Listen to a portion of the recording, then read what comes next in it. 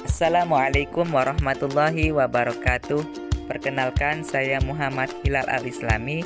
Pada pembahasan pembelajaran pada hari ini, kita akan membahas materi dengan menggunakan media Canvas Slide dengan kompetensi dasar mengkaji sistem dan dinamika demokrasi Pancasila berdasarkan Undang-Undang Dasar Negara Republik Indonesia tahun 1945.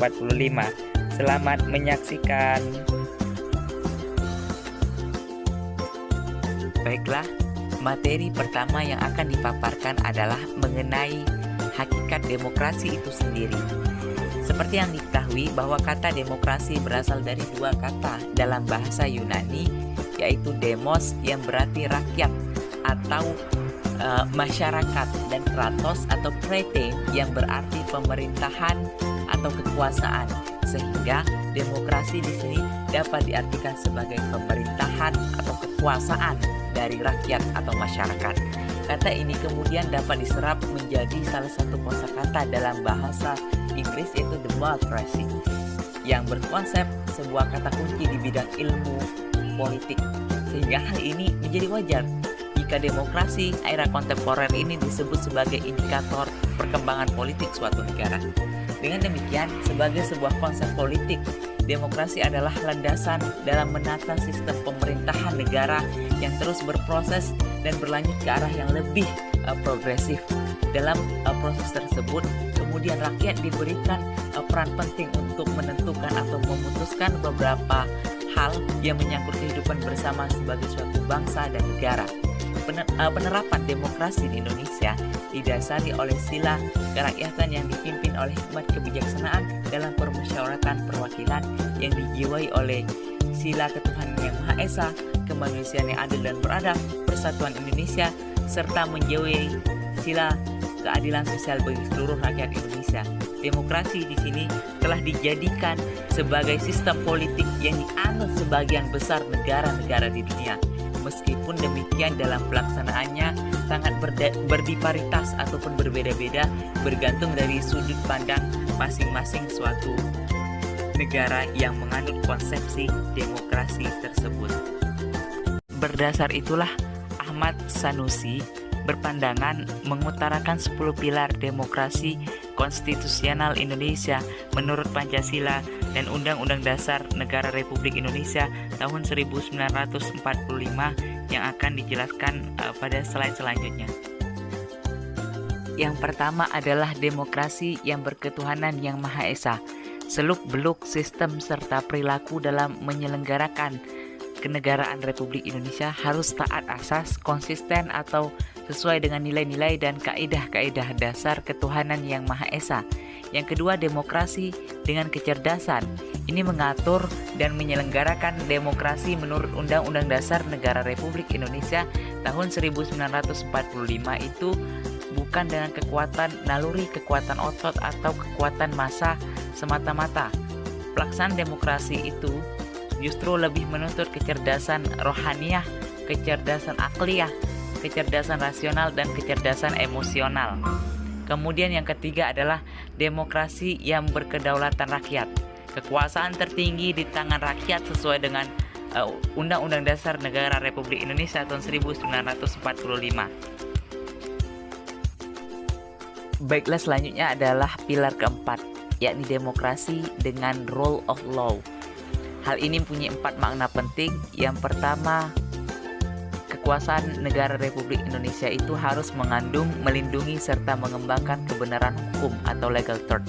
Yang kedua, kekuasaan negara memberikan keadilan hukum atau justice, bukan demokrasi yang terbatas pada keadilan formal dan pura-pura.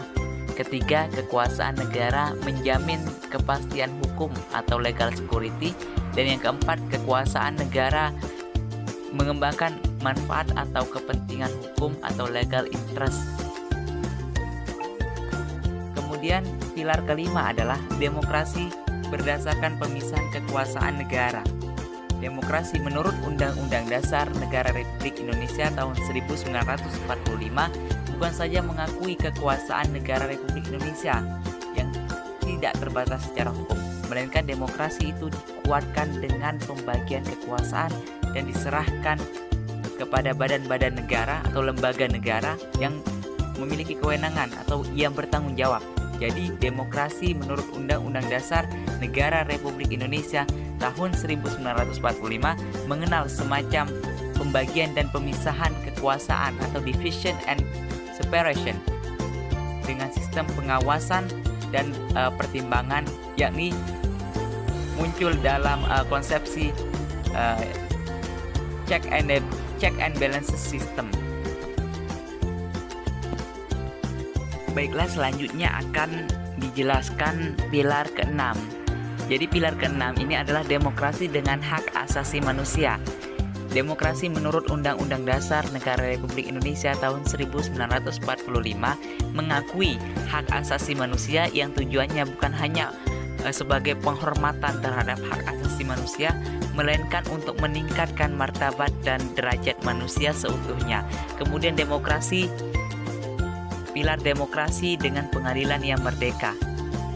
Demokrasi menurut Undang-Undang Dasar Negara Republik Indonesia tahun 1945 mengkehendaki dibentuknya suatu sistem pengadilan yang merdeka yang memberikan peluang seluas-luasnya kepada pihak yang berkepentingan untuk mencari dan menemukan hukum yang seadil-adilnya.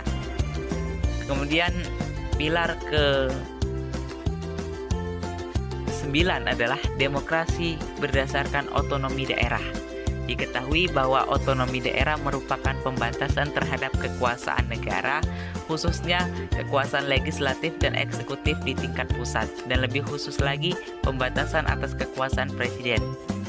Bahwa Undang-Undang Dasar Negara Republik Indonesia tahun 1945 secara jelas memerintahkan dibentuknya daerah-daerah otonom pada provinsi dan kabupaten dan kota. Dengan peraturan pemerintah, daerah-daerah otonom tersebut itu dibangun dan disiapkan untuk mampu mengatur dan menyelenggarakan urusan-urusan pemerintahan sebagai urusan rumah tangganya sendiri yang diserahkan oleh pemerintah pusat kepada pemerintah daerah.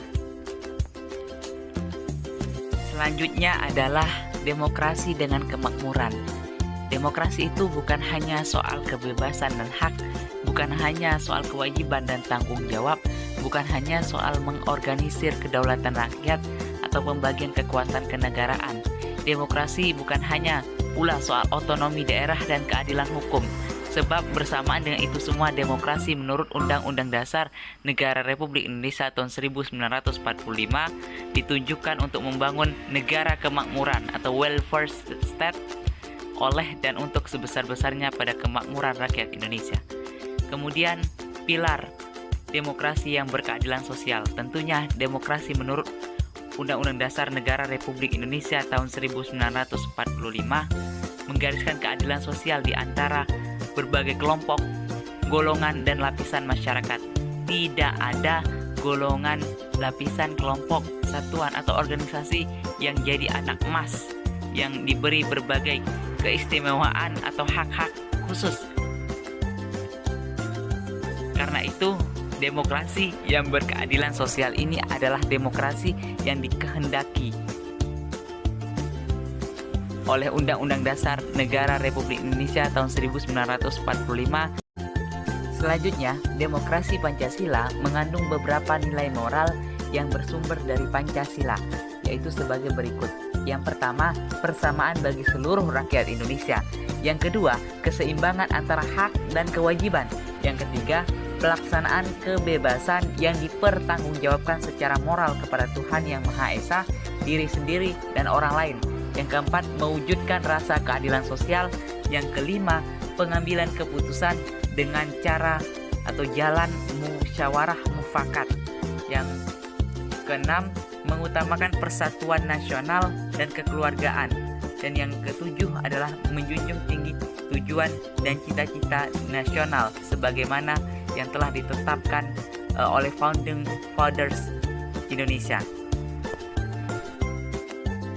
Sebagai konklusinya, dalam sudut pandangan normatif, demokrasi merupakan sesuatu yang secara ideal hendak dilakukan atau diselenggarakan atau diaplikasikan oleh suatu negara.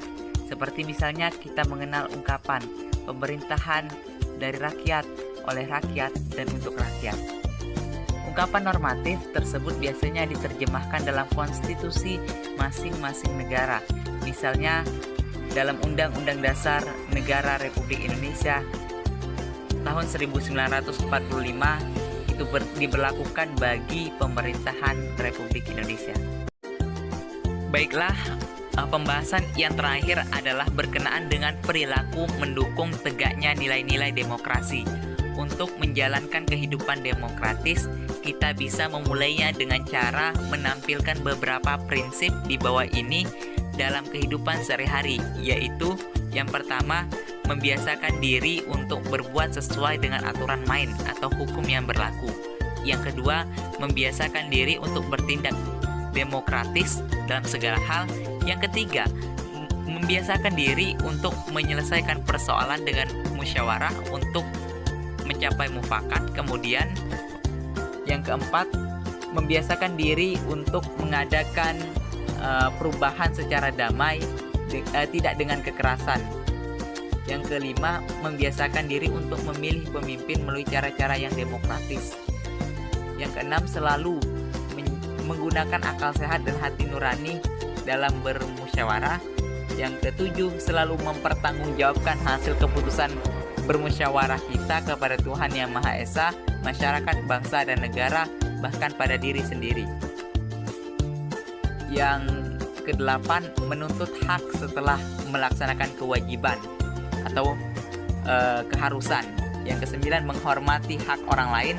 Dan yang kesepuluh, membiasakan diri memberikan kritik yang bersifat membangun, bukan yang bersifat menjatuhkan. Baiklah, terima kasih. Demikianlah hasil paparan yang telah dilaksanakan. Kemudian untuk selanjutnya, bentuklah kelompok kecil berkisar antara 5 orang. Jumlah seluruh kita 35, berarti ada 7 kelompok. Tugasnya adalah analisislah dan kajilah topik kasus dengan realitas sistem dan dinamika demokrasi era kontemporer atau sekarang. Lalu berikan hasil analisis dan kajian yang telah ada. Kemudian berikan penyelesaian maupun strategi di dalam meminimalisir topik kasus, baik itu kalian saksikan dalam video yang kalian cari, kemudian kalian saksikan pada era kontemporer ataupun secara nyatanya, serta tentukan arah atau prospek dinamika demokrasi kita yang bersangkutan dengan sistem demokrasi jika berorientasi pada topik kasus yang kemudian kalian saksikan. Setelahnya, berikan kesimpulan dari diskusi oleh masing-masing kelompok, kemudian dipresentasikan oleh perwakilan tiap kelompok.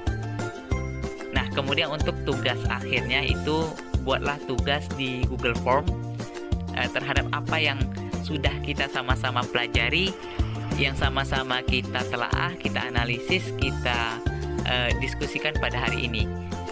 Link Google Form terdapat pada layar ataupun nanti dapat dilihat pada deskripsi. Terima kasih atas perhatian dan atensinya terhadap pembelajaran pada hari ini. Wabillahi taufik wal hidayah. Wassalamualaikum warahmatullahi wabarakatuh.